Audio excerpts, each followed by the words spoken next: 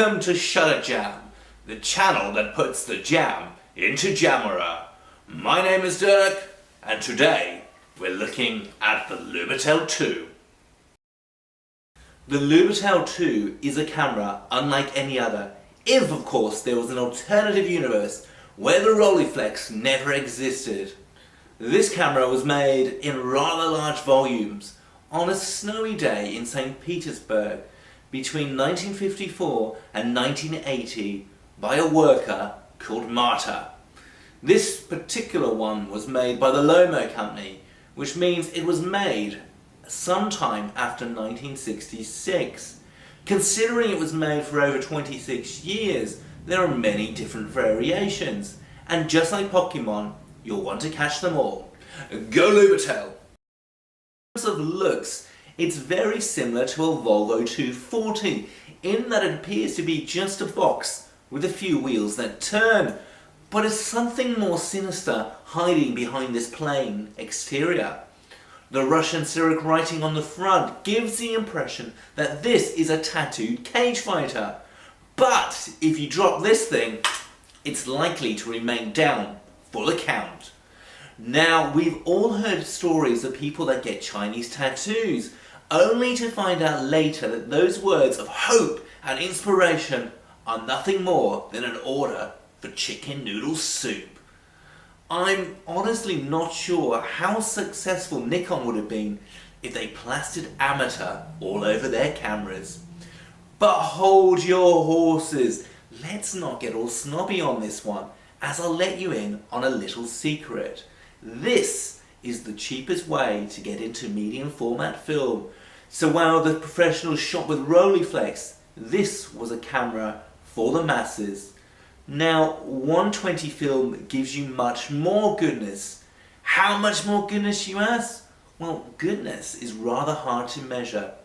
If 35mm was to give you this much goodness, then 120 would give you this much more goodness. And that's a whole lot more goodness. Now, these things are fairly cheap. Somewhere between 30 to 50 US dollars on eBay. To put this in perspective, a medium format digital camera would probably set you back 15,000. That's a whole lot of wonga. You always remember loading your first 120 film. It's a little bit like changing your first nappy, in that you're not really sure which way it goes. But eventually you'll get the hang of it, you'll end up with less poo on yourself, and before long you'll be able to do it blindfolded. I'm somewhat exaggerating. A 2-year-old could put a 120 film in. To open the camera, there's a couple of spring clips. Simply press these in and the camera will open. The film advanced dial pulls out like this, allowing you access to the take-out spool. For those that are new to 120 film, there is no canister that the film rewinds back into. It simply winds onto the spool. When you're finished with the film, you'll have an empty spool at the other end. If you don't have a spool, then eBay is your best friend. Or you could just waste a new film to get the spool. But we're not all made of money.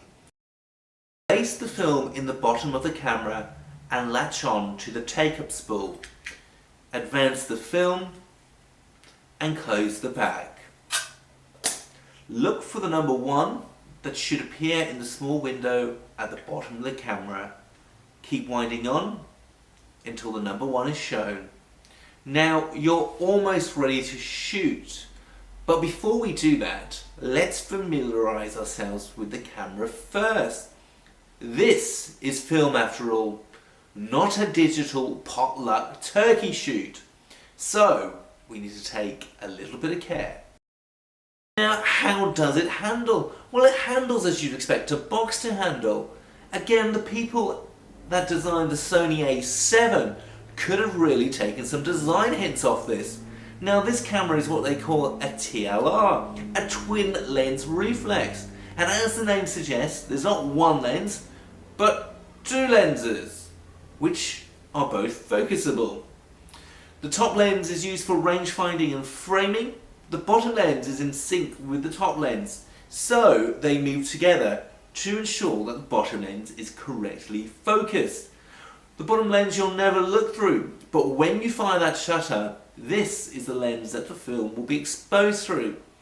The magic of the twin reflex system is it's pretty straightforward and simple in comparison to an SLR camera.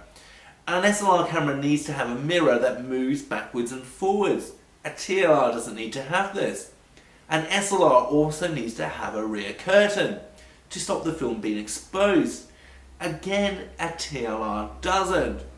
Therefore, there's a lot less that can go wrong with these things.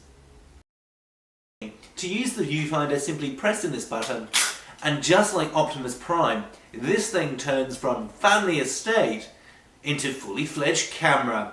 Now this camera has two modes, sports mode and what I call through the looking glass mode. To engage sports mode, simply press in this little square. What this does is it creates an iron sight. So if you look through the iron sight, this should correspond with the picture you're taking. However, what it lacks is it lacks range finding and focusing. So if you were going to resort to sports mode, then probably use the numbers on the lens. Now, through the looking glass mode is a lot more interesting. Now, looking through this will take you to another world. A world where up is down, down is up, left is right, and right is left. Now, it can be a little bit disorientating at first, but after a while, your brain will get used to it, and it will become more familiar and natural. I promise you that. The other thing is that looking through this viewfinder, things tend to have a more 3D feel to them. It's like objects seem to pop out of the foreground. It's really quite interesting.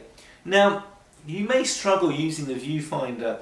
The ground glass isn't fantastic, so determining what is in and out of focus is rather difficult, unless you have the vision of a hawk, that is. However, all is not lost. Inside the viewfinder there is a magnifying glass. By popping up the magnifying glass, this can give you a better idea of what is in and out of focus. It's still very, very difficult, and you may squint a little bit. Now, my preference would be to go to sports mode and use the number on the lens. The camera is fully manual. It has no batteries, which means battery life is fantastic. And it also has no light meter. So you'll have to use a light meter, or you'll just have to get used to the Sunny 16 rule. I probably won't do it justice in 30 seconds, so I'll save that for a rainy day. However, if it was a rainy day, then I would suggest the rainy 5.6 rule instead. The camera features an f4.5 lens at 75mm. Now, a lot of people say the lens is fairly soft and without any decent definition or contrast. And I've even compared the output to a toy camera, but I think that's rather unfair. This is a serious camera for serious people with moustaches and beards. The aperture can easily be adjusted using the tiny slider on the bottom of the camera lens. This thing is rather fiddly, and I really can't imagine using this thing on a cold day on Moscow with a pair of gloves on. The shutter speed is again done in a similar fashion with another tiny lever. At the slow end of town it gets down to a 15th of a second, and at the fast end it's 2/50th of a second, which, like the Volvo, isn't going to win any races. But for this kind of camera, would you really want anything more? Surely anything more would be rather self-indulgent. The camera also features a self-timer, so it's perfect for family photos. That gets a big thumbs up for me. Again, this is done via a tiny lever. The primer lever is also tiny and feels like something that could fall off in your hands.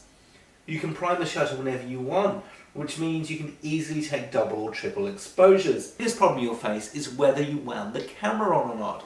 You'll ask yourself, did I take 6 shots or 5 shots? In all the excitement of shooting, it's rather easy to forget. Will I create a double exposure if I've already taken a photo? But if I've not taken a photo, then I won't get anything at all. So the one question you need to ask yourself is, do you feel lucky? Punk. So how does it shoot? Well, let's take a look at the results. I decided to take this camera to the beach because sand and camera are the perfect mix. I'm actually very happy with the images. As you can see, they have a really nice quality to them. These were taken using Ilford HP5 at ISO 400.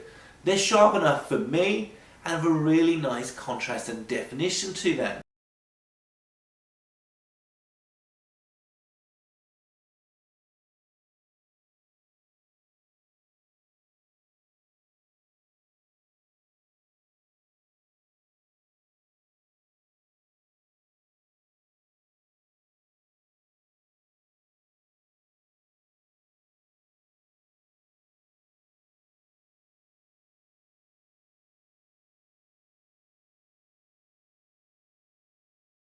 If you're looking for a camera with a little bit of charm, then it's hard to look past the Louboutin 2.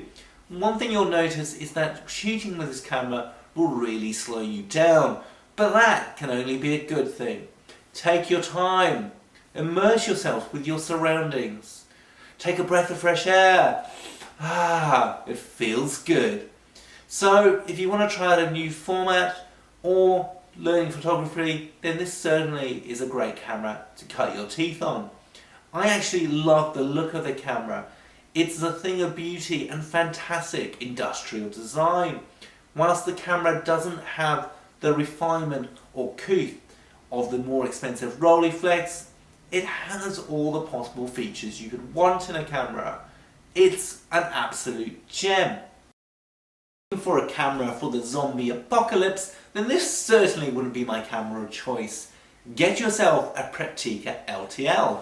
If you're looking for a camera to sit on the shelf and gather dust, then don't bother. It would be a crime not to shoot with this camera. One that would probably be punishable by hard time in a Siberian penal colony. However, if you're looking for a cheap, reliable and rather delightful medium format camera that will never go wrong, then this would be my camera of choice. Thanks for watching, and if you liked the video, please like and subscribe down below, as that will certainly encourage me to make more. If you have any comments, leave those down below, and I look forward to next time on Shutter Jam.